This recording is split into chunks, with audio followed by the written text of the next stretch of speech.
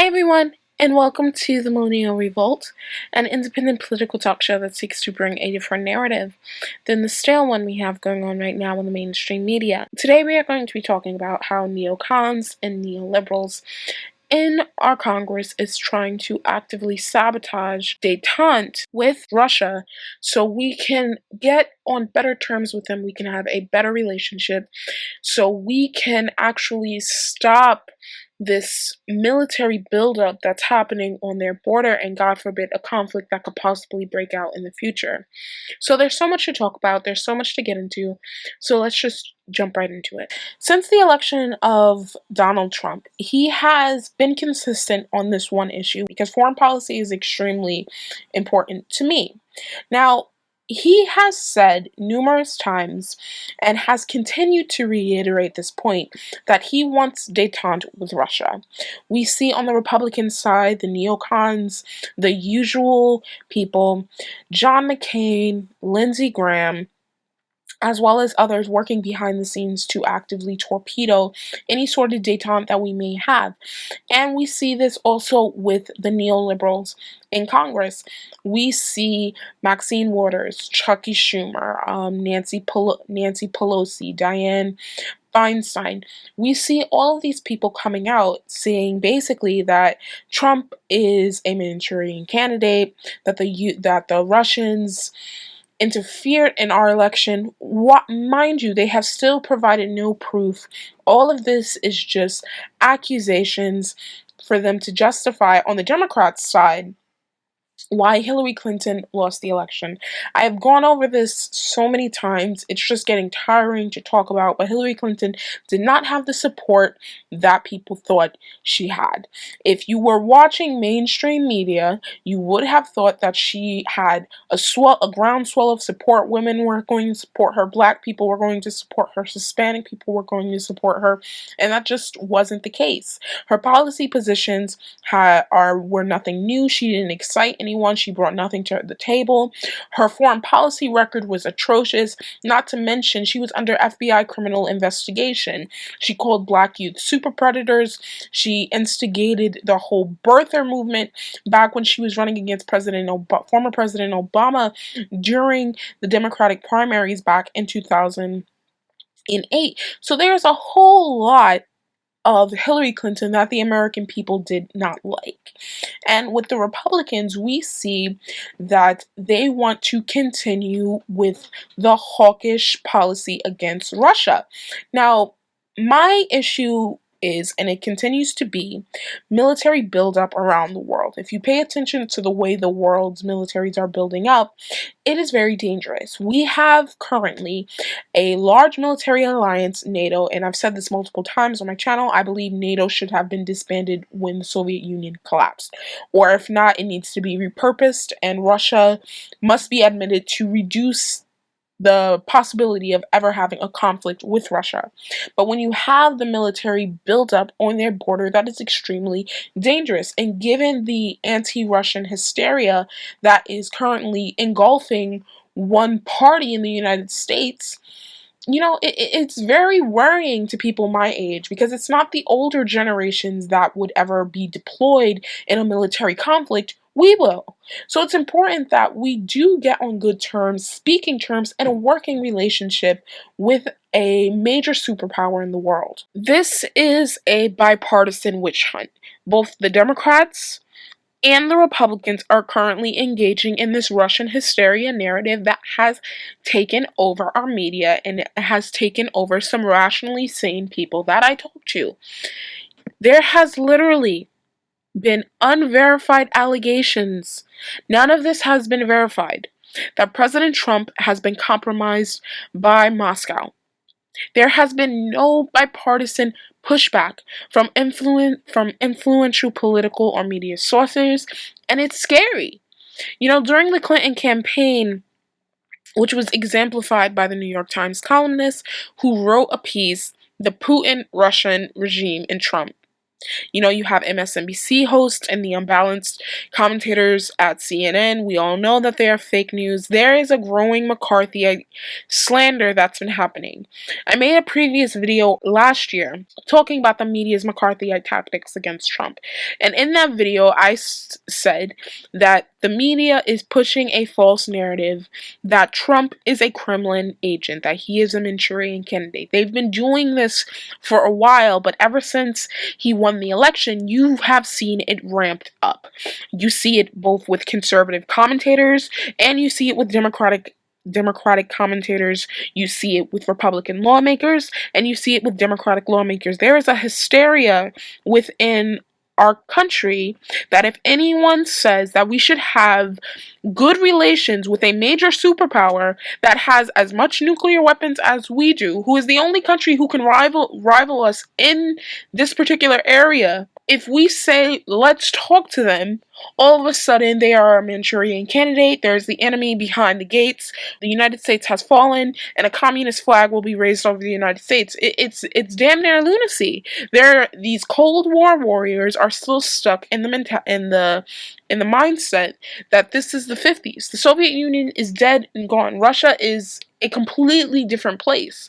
But we're stuck in this mentality that they are the enemy, that they are the specific people we need to be fighting against. It's lunacy is what it is. You know, these allegations that Trump is a Russian agent, that the Russians helped get him elected, are purely for political reasons. There are political forces within Washington who have various agendas why they are driving this narrative. The Hillary Clinton wing of the Democratic Party, the neoliberals, they want to maintain its grip on the party by insisting that she didn't lose the election, but that it was stolen by Russian President Vladimir Putin for Trump. You've seen this perfect example, when Maxine Waters came out, couldn't even name Aleppo, couldn't even name where supposedly Russians have stolen. Mind you, the Crimeans had a referendum, they voted. She was saying that he invaded Korea. So she came out, Nancy Pelosi came out, sort of head figures within the Democratic Party, as well as Chucky Schumer. They all came out saying that basically the election was stolen and Trump was installed into the presidency. You see people like John McCain, Lindsey Graham, who both have an invested interest in the military-industrial complex. War makes a lot of these people money. Why would we have good relations with the only major superpower who could, I think, rival the United States? Why would we want that when we could keep making money and selling arms to a lot of nations who have problems with Russia, and they can continue to pocket the money? You know, but what we see is that these slurs that are being used against Trump as far as Russia is concerned is already producing calls for his impeachment, for his removal from the presidency. Our republic is at stake. When you see people actively trying to unseat a president based off of allegations and slanderous lies, that should worry everyone, no matter what side of political spectrum you stand on. Because if he gets impeached and they try to remove him, who the hell do you think they're going to put in? Who do you think they're going to put in? And then this is going to keep going on and going on and going on. No facts have been presented to back up any of these allegations. And without facts, many of us are looking at this as this is malpractice and worse. An impartial investigation might search for facts, if any existed. But with the current political climate that we have in the United States, I don't even think that's possible. So let's break down these claims in which the media, as well as Democratic politicians and some Republicans, say that Donald Trump is an agent of Putin. Now, one of the claims is that he praises Putin too much. And he has said numerous times that he thinks that Vladimir Putin is a strong leader and he wants to cooperate with Russia. Now, there are some conservative commentators who see this as a problem. Ben Shapiro has been very vocal about this. What Donald Trump has done pales in comparison with what previous U.S. presidents have said about Russian leaders. Franklin Roosevelt, about Joseph Stalin, Richard Nixon, about Leonid Brezhnev, and those of Bill Clinton about Boris Yeltsin. Only with the backdrop of the political climate that we have can saying that someone is a strong leader of the country that they represent is supposed praise for him, because he simply refuses to vilify Putin, someone that he actually has to work with, and characterize him as a killer of personal enemies, is evidence in the U.S. media as well as Democrat and some Republicans' minds that he is a member of the Kremlin. So there have been accusations and charges that Donald Trump has some weird business associations and dealings in Russia, and that if he reveals his tax returns, they would expose nefarious Russian influence. But it's well known that if you're dealing in Russia, you have to deal with Russian oligarchs. Many major American corporations, including Boeing, Pfizer, Ford, General Electric, Morgan Stanley, McDonald's, and Starbucks, their Russian partners are often Russian oligarchs. And many international hotel corporations have tried but failed to build signature enterprises in Russia. Trump has also failed to do that as well. The Russian assets, which his son has spoke about, has been selling condos and co-ops in the United States to cash-bearing Russians in search of a luxury brand. That's hardly delegitimizing. And again, all of these are allegations. None of this is fact. Next is this supposed allegation that the Kremlin could blackmail Trump because of the dossier, the dirty dossier that was published by BuzzFeed with unverified, unsubstantiated claims, and then it was ran on CNN as if this was fact, while many other news organizations and outlets chose to pass on this information because they could not verify any of these claims. It was a 30-odd page compilation of innocent, unverified trash for sale in Moscow and everywhere else, which was compiled by a former British intelligence official in opposition research. So this is the kind of things that they're accusing Trump of. It's just all allegations. None of these are verified. None of these things have any basis in reality. And the crux of the allegation against Trump was and remains that Putin supposedly ordered the hacking of the Democratic National Committee and the dissemination of stolen emails through WikiLeaks in order to undermine the Clinton campaign and put Trump in the White House. A summary of these supposed facts were presented in a declassified report released by the intelligence community and widely discussed in January. It quickly became clear that the proof for Trump's political and media enemies, almost nothing in the report is persuasive, and half are assessments based on surmised motivations, not factual evidence of any actual Kremlin operation on Trump's behalf. WikiLeaks and Julian Assange has come out themselves and even said, we are not working with the Kremlin. For God's sakes, WikiLeaks has published reports on Russia as well. The other half is the standard whining about the Kremlin-funded television network RT, which is at worst an above-average propaganda news outlet. Mind you, we have Voice of America in the United States, which is taxpayer-funded propaganda. But they bitch and they moan about RT all the time. And now you see what the media as well as Democrats are currently doing now. They're attacking members of Trump's cabinet for supposed Russian ties. They did it to General Michael Flynn when it was common practice over the years, according to Jack Matlock, an ambassador to Russia for President Reagan and Bush. Matlock had previously arranged meetings in Moscow for President-elect Carter's transition team. Moreover, President Obama's own Russia advisor, Michael McFaul, told the Washington Post recently that he visited Moscow in 2008, even before that year's election, for talks with Russian officials. So you saw how they slandered him. He was pushed out. You see what they're doing to Jeff Sessions, and they're trying to slander him and trying to say that he has ties to the Russians, he was talking to them inappropriately, and now he should resign and step down from being Attorney General. They're doing it to each and every single person who is in the Trump administration. And then we have the mainstream media, who is all too happy to continue to cover non-stop 24/7 the deranged ramblings of the Democratic Party as they continue to make themselves more irrelevant day by day, and as the neocons continue to go on television shilling, saying that we need to have investigations, there needs to be inquiries into the supposed Russian influence into the US election.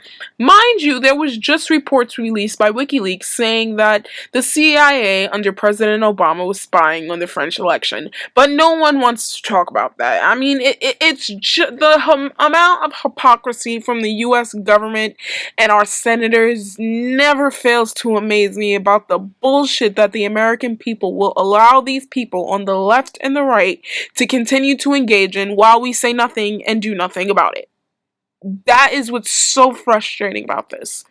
Look at what's happening in our country as a whole. I mean, you can really draw parallels to the USSR and what the US is becoming because of certain actions of groups in the country. You have our social media platforms being censored and people being purged because they don't follow the supposed peace, utopia, everything's fine, multi-culti lie that's being pushed. That people who have dissenting opinions, people who don't care for the PC safe space that they are trying to create is being purged. You have people in our mainstream media attacking YouTubers and taking things out of context, calling them anti-Semites and racists and bigots and misogynists and homophobes. And this has been going on for years. Our mainstream media, our print media has been engaging in yellow journalism this whole time. You have people in our government on the left and the right claiming that the elected president is a Russian agent. And they are actively trying to undermine his presidency, trying to get him impeached, and eventually thrown out of the presidency. And you don't think that will cause a constitutional crisis? You have celebrities on fucking Twitter saying that we should have the military come in and state martial law. I mean, this is the type of hysteria that has been bubbling up for years, that has just been unleashed because of this election. And it's very worrying because it's like, do we really want to return to the Cold War mentality? The ignorance and the fear-mongering that surrounded that decade. You know, we're supposed to learn from history. We're supposed to be smarter and wiser and know not to repeat the mistakes of the past. We should have the forethought to know that when talking dies and when conversation dies and the discourse and the battle of idea dies, that war usually follows. Death and destruction usually follows after that. I hope people are waking up to the game that's being played on them. You have the Democrats engaging in their Russian hysteria nonsense, amplified by the mainstream media. You have the neocons saying that the supposed Russian aggression is an active war in our country. Now you have NATO generals echoing what the neocons are saying.